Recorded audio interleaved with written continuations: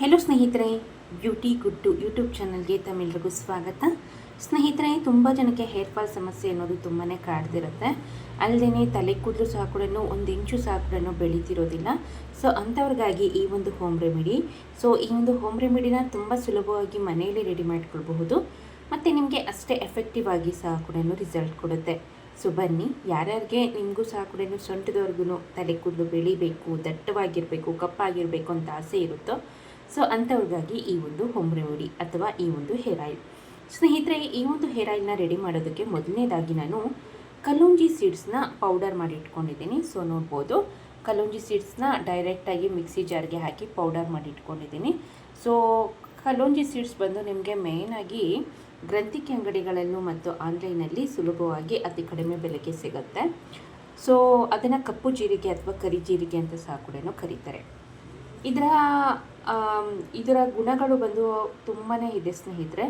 ಮೇಯ್ನಾಗಿ hair fall ಸಮಸ್ಯೆಯನ್ನು ಕಡಿಮೆ ಮಾಡೋದ್ರಲ್ಲಿ ಇದು ನಂಬರ್ 1 ಆಗಿ ಕೆಲಸ ಮಾಡುತ್ತೆ.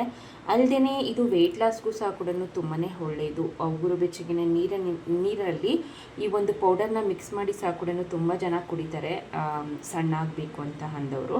ಸೊ ಅಷ್ಟು ತುಂಬಾ ಒಳ್ಳೆಯದು, ದೇಹಕ್ಕೆ ಆಗಿರ್ಬೋದು ಮತ್ತು ತಲೆ ಕೂದಲಿಗೆ ಆಗಿರ್ಬೋದು, ನಮ್ಮ ಸ್ಕಿನ್ಗೂ ಆಗಿರ್ಬೋದು ತುಂಬಾ ಒಳ್ಳೆಯದು. ಇದು ಬಂದು ಮೇಯ್ನಾಗಿ ತಲೆ ಕೂದಲನ್ನು ಕಪ್ಪಾಗಿಸುತ್ತೆ ಮತ್ತು ಏರ್ ಫಾಲ್ ಸಮಸ್ಯೆಯನ್ನು ಸಂಪೂರ್ಣವಾಗಿ ಕಡಿಮೆ ಮಾಡೋದಕ್ಕೆ ಸಹ ಕೂಡ ಸಹಾಯ ಮಾಡುತ್ತೆ ಅಂತಲೇ ಹೇಳ್ಬೋದು. ಏರ್ ಗ್ರೋತ್ಗೂ ಸಹ ಕೂಡ ಸಹಾಯ ಮಾಡುತ್ತೆ. ಒಂದು 1/2 ಟೇಬಲ್ ಸ್ಪೂನ್ ಆಗೋಷ್ಟು ನಾನು ಇಲ್ಲಿ ಈ ಒಂದು ಕಲ್ಲುಂಜಿ ಸೀಡ್ಸ್ ಪೌಡರ್ನ ತೆಗೆದುಕೊಂಡಿದ್ದೀನಿ. ನಂತರ ಒಂದು ವಿಟಮಿನ್ ಇ ಕ್ಯಾಪ್ಸಲಲ್ಲಿರುವಂತಹ ವಿಟಮಿನ್ ಇ ಆಯಿಲ್ನ ಸಂಪೂರ್ಣವಾಗಿ ಈ ಒಂದು ಮಿಶ್ರಣಕ್ಕೆ ಹಾಕ್ಕೊಳ್ತಿದ್ದೀನಿ. ಇದು ನಿಮಗೆ ಎಲ್ಲ ಒಂದು ಮೆಡಿಕಲ್ ಸ್ಟೋರಲ್ಲಿ ಸುಲಭವಾಗಿ ಸಿಗುತ್ತೆ. ಏರ್ ಗ್ರೋತ್ಗೆ ಆಗಿರ್ಬೋದು ಮತ್ತು ಹೇರ್ ಫಾಲ್ ಸಮಸ್ಯೆಯನ್ನು ಕಡಿಮೆ ಮಾಡೋದಕ್ಕೆ, ಅಕಸ್ಮಾತ್ ನಿಮಗೇನಾದರೂ ಸ್ಪ್ಲಿಟ್ ಎಂಡ್ ಸಮಸ್ಯೆ ಇದ್ದರೆ ಸೊ ಅದನ್ನು ಸಹ ಕೂಡ ಹೋಗಲಾಡಿಸೋದಕ್ಕೆ ತುಂಬಾ ಸಹಾಯ ಮಾಡುತ್ತೆ. ಸೊ ನಂತರ ಇದಕ್ಕೆ ಸಂಪೂರ್ಣವಾಗಿ ನಾನು ಇಲ್ಲಿ ಒಂದು 3ರಿಂದ 4 ಟೇಬಲ್ ಸ್ಪೂನ್ ಆಗೋಷ್ಟು ತೆಂಗಿನೆಣ್ಣೆನ ಹಾಕ್ಕೊಳ್ತಿದ್ದೀನಿ. ನೀವೇನಾದರೂ ಅಕಸ್ಮಾತ್ ಹರಳೆಣ್ಣೆ ಯೂಸ್ ಮಾಡ್ತೀರ ಅನ್ನೋದಾದರೆ ದಯವಿಟ್ಟು ಅದನ್ನೇ ಹಾಕ್ಕೊಳ್ಳಿ, ಇನ್ನೂ ತುಂಬಾ ಒಳ್ಳೆಯದು ಅಂತಲೇ ಹೇಳ್ಬೋದು. ಸೊ ತೆಂಗಿನೆಣ್ಣೆನ ಹಾಕಿದ ನಂತರ ಚೆನ್ನಾಗಿ ಮಿಕ್ಸ್ ಮಾಡ್ಕೊಳ್ಳಿ. ಚೆನ್ನಾಗಿ ಮಿಕ್ಸ್ ಮಾಡಿದ ನಂತರ ಈ ಒಂದು ಹೇರ್ ಆಯಿಲ್ ಅನ್ನೋದು ಸಂಪೂರ್ಣವಾಗಿ ರೆಡಿ ಆಗುತ್ತೆ. ಸೊ ಫೈನಲಿ ಈ ಒಂದು ಹೇರ್ ಆಯಿಲ್ನ ಯಾವ ರೀತಿಯಪ್ಪ ತಲೆಗೆ ಹಚ್ಚೋದು ಅನ್ನೋದಾದರೆ, ವಾರದಲ್ಲಿ 2 ಬಾರಿಯಾಗಿ ನೀವು ನಾಳೆ ತಲೆಗೆ ಸ್ನಾನ ಮಾಡ್ತೀರಾ ಅನ್ನೋದಾದರೆ ಇವತ್ತು ನೈಟ್ ಸಹ ಕೂಡ ಹಚ್ಕೊಳ್ಬೋದು.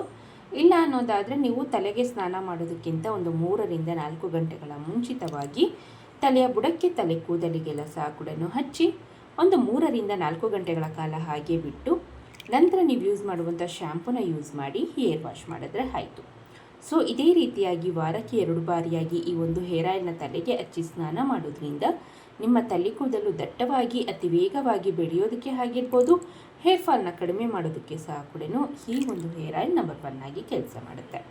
ಸೊ ಇದಿಷ್ಟು ಈ ಮಾಹಿತಿ ಆಗಿತ್ತು ಸ್ನೇಹಿತರೆ. ಇನ್ನೂ ಏನಾದರೂ ಡೌಟ್ಸ್ ಇತ್ತು ಅನ್ನೋದಾದರೆ ದಯವಿಟ್ಟು ನನಗೆ ಕಮೆಂಟ್ ಸೆಕ್ಷನಲ್ಲಿ ತಿಳಿಸಿ, ನಾನು ನಿಮಗೆ ಅಲ್ಲಿ ಆನ್ಸರ್ ಮಾಡ್ತೀನಿ ಅಂತ ಹೇಳ್ತಾ, ಈ ವಿಡಿಯೋ ಇಷ್ಟ ಆದಲ್ಲಿ ಲೈಕ್ ಮಾಡಿ, ಆದಷ್ಟು ಯೂಸ್ಫುಲ್ ಆದಂಥ ವಿಡಿಯೋನ ನಿಮ್ಮ ಫ್ಯಾಮಿಲಿ ಮೆಂಬರ್ಸ್, ಫ್ರೆಂಡ್ಸ್ಗೆ ಆದಷ್ಟು ಶೇರ್ ಮಾಡಿ ಅಂತ ಕೇಳ್ಕೊಳ್ತಾ, ಮುಂದಿನ ಇಂಟ್ರೆಸ್ಟಿಂಗ್ ಬ್ಯೂಟಿ ಟಿಪ್ಸೊಂದಿಗೆ ಮತ್ತೊಮ್ಮೆ ಸಿಗ್ತೀನಿ. ವಿಡಿಯೋ ನೋಡಿದ್ದಕ್ಕಾಗಿ ಧನ್ಯವಾದಗಳು.